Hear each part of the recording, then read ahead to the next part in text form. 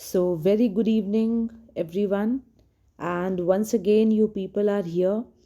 And today is the third day of this new year 2026 and the third day of our session 2.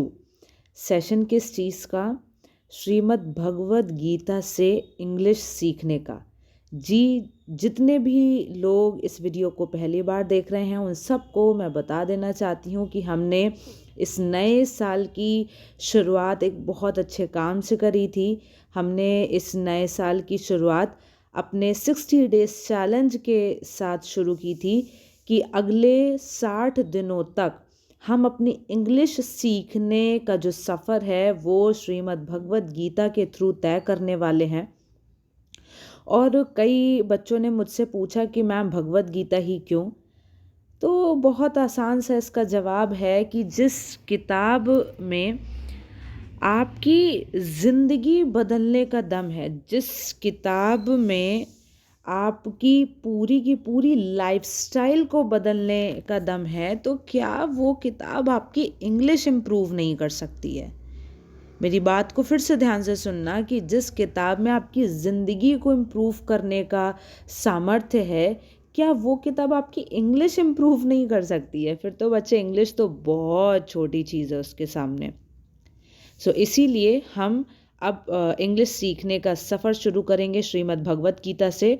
और कुछ बातें मैं starting में ही आपको बहुत क्लियरली बता देना चाहती हूँ कि बच्चे देखिए, मेरे अंदर ना इतना सामर्थ्य है, I don't have that much of potential कि मैं आपको गीता के उपदेश दे पाऊँ या गीता के सार को समझा पाऊँ और गीता की बातों को आपको समझा पाऊँ। So, very clearly, I want to say कि we are going to read this book with the educational approach, not from the religious approach. ठीक है, हमने ये किताब अपनी एजुकेशनल पर्पस से पढ़नी है, ना कि रिलीजियस पर्पस से। ठीक है, तो हमने अपने पुराने मतलब कि पिछले 2 दिनों में श्लोका नंबर 3 और 4 कंप्लीट कर लिया था। एक बार मैं उसका रिवीजन करवा देती हूँ और उसके बाद हम आगे बढ़ेंगे।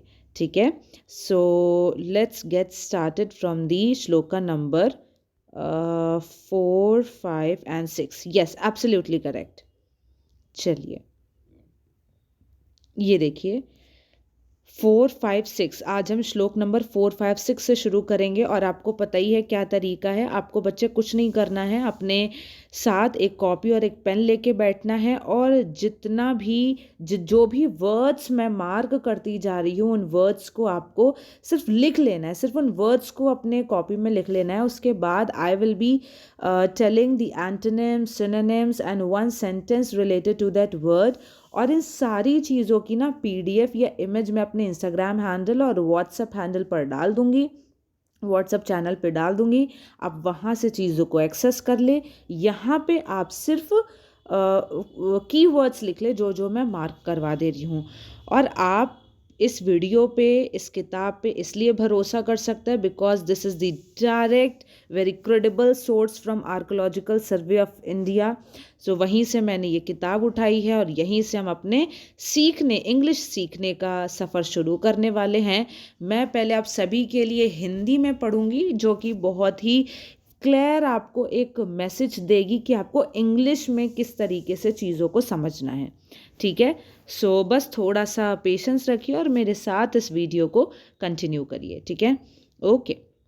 We will start from shloka number 4, right. So इस सेना में बड़े बड़े धनुषों वाले तथा युद्ध में भीम और अर्जुन के समान शूरवीर, सातकी और विराट तथा महारथी राजा द्रुपद, धृष्टकेतु और चिकितान तथा बलवान काशीराज, पुरोजित, कुंती भोज और मनुष्यों में श्रेष्ठ शैव्य पराक्रमी युद्धमन्यु तथा बलवान उत्तमौजा, सुभद्रा पुत्र अभिमन्यु एवं द्रौपदी के 5 पुत्र, ये सभी महारथी हैं। बहुत आराम से इन चीज़ों को समझेंगे। देखिए, ये मैंने हिंदी में पढ़ा, अब हम इसकी इंग्लिश देखते हैं। There are in this army heroes wielding mighty bows. तो देखिए, अब मैं इंपॉर्टेंट वर्ड्स मार्क करती जा रही हूँ। फर्स्ट देखिए, मैंने आपको इससे पहले के श्लोकाज में आर्मी बता दिया था। अब जो हम वर्ड पढ़ने वाले हैं वो है वील्डिंग, mighty, equal in military prowess. Now see, this is prowess to Bhim, Arjun, Sataki and Virat. And the Maharathi warrior chief, देखिए warrior and chief, Drupada, then Dhrishtaketu, Chakitan and the valiant king. Very important, valiant. ठीक है, very important word, valiant. King of Kashi and Purojit, Kunti Bhoj and Shaiv, the best of men and mighty. Mighty मैं already आपको बता चुकी थी इससे पिछले वाले वीडियोज़ में.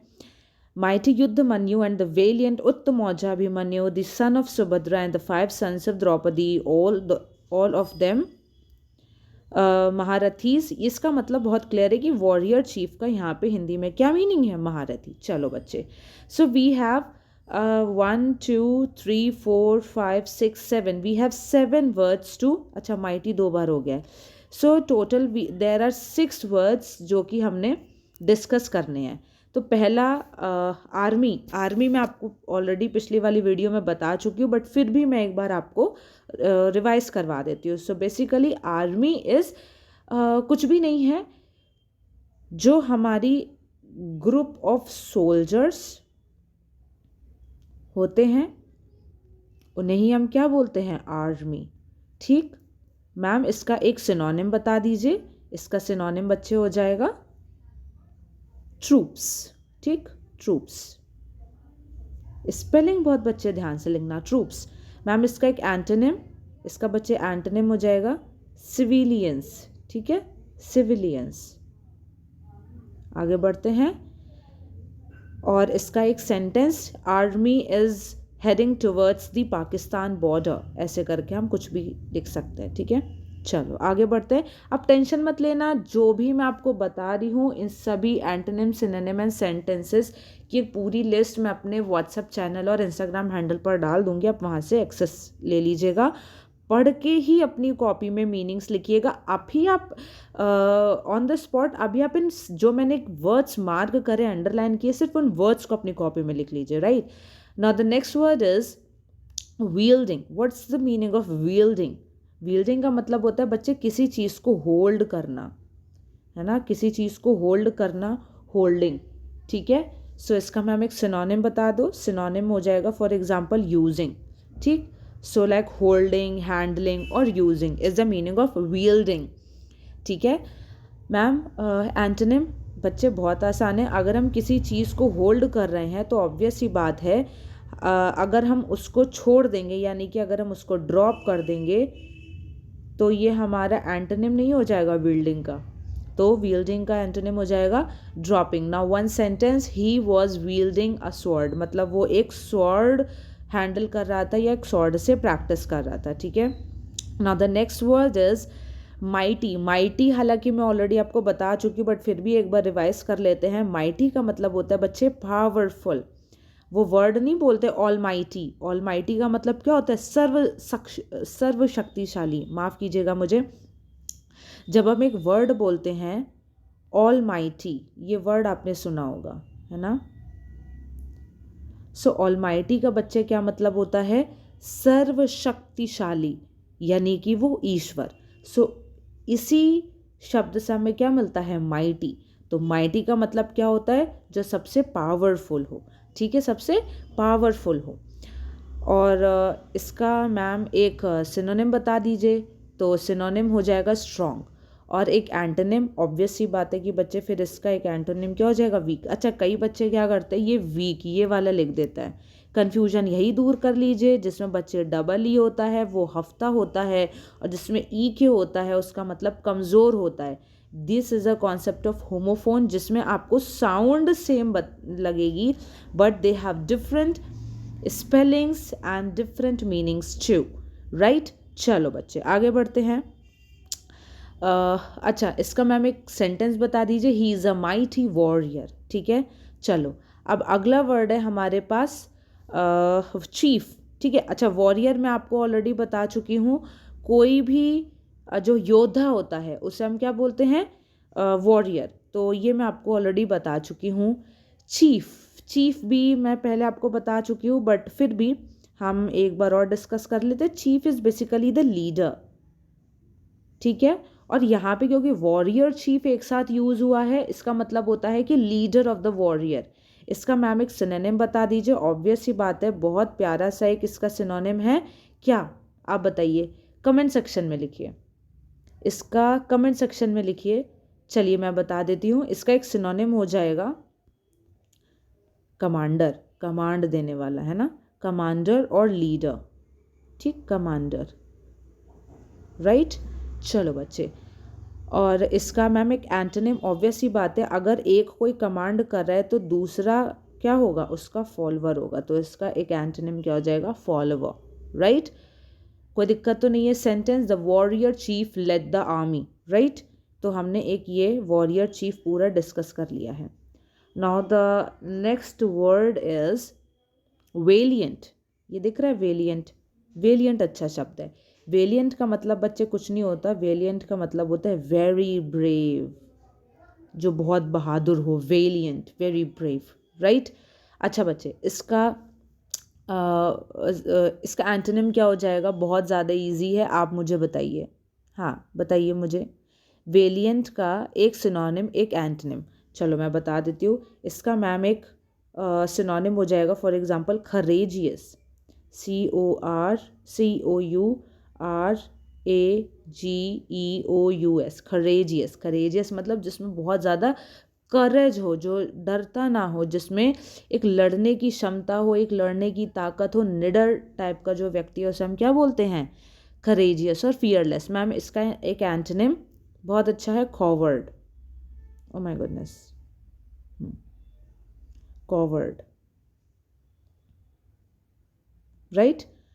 एंड सेंटेंस क्या हो जाएगा, the valiant soldier won the battle. ठीक है, चलो बच्चे आगे बढ़ते हैं। माइटी मैं आपको ऑलरेडी बता चुकी हूँ, वेलियंट बता चुकी हूँ। So with this we have completed shloka number 4, 5 and 6। Congratulations everyone. चलो बच्चे आगे बढ़ते हैं। Now the shloka number 7। इसमें हे ब्राह्मण श्रेष्ठ, अपने पक्ष में भी जो प्रधान हैं उनको आप समझ लीजिए। आपकी जानकारी के लिए मेरी सेना के जो जो सेनापति हैं उनको बतलाता हूँ। O best of Brahmanas, know them also who are the principal warriors on our side and the generals of my army. For your information, I mention them below. इसमें बच्चे सिर्फ एक अच्छा वर्ड है, प्रिंसिपल। ठीक है, वॉरियर मैं already बता चुकी हूँ। प्रिंसिपल का यहाँ पे मतलब क्या है, जो भी आपका लीडर होता है, जैसे हमारे स्कूल में प्रिंसिपल होता है ना, मुखिया, तो वो यहाँ पे उसी तरीके से बताया गया है। ठीक, और उसके बाद जो उसका एंटोनिम हो जाएगा वो उसके क्या हो जाएंगे, फॉर एग्जांपल उसके फॉलोअर्स या उससे कम पोजीशन के जो लोग होते हैं। ठीक है, so this is principal and warriors मैं आपको ऑलरेडी बता चुकी हूँ। अच्छा बच्चे, इन्फॉर्मेशन देखिए, कई बार हम ना इन्फॉर्मेशन को क्या करते हैं, जब बहुत सारी इन्फॉर्मेशन होती है तो हम लोग बताए क्या लिखते हैं, इन्फॉर्मेशंस। ठीक है, सो बेसिकली इन्फॉर्मेशंस कोई शब्द नहीं होता है, ये खुद में ही प्लूरल है। ठीक, ये खुद में ही प्लूरल है, इसीलिए आप इसको इन्फॉर्मेशंस मत लिखिएगा। तो एक छोटा सा कॉन्सेप्ट मैंने आपको लगे हाथों यहीं बता दिया, इन्फॉर्मेशन। ओके बच्चे, चलो आगे बढ़ते हैं। Now it's the time for shloka number 8। Wait a minute.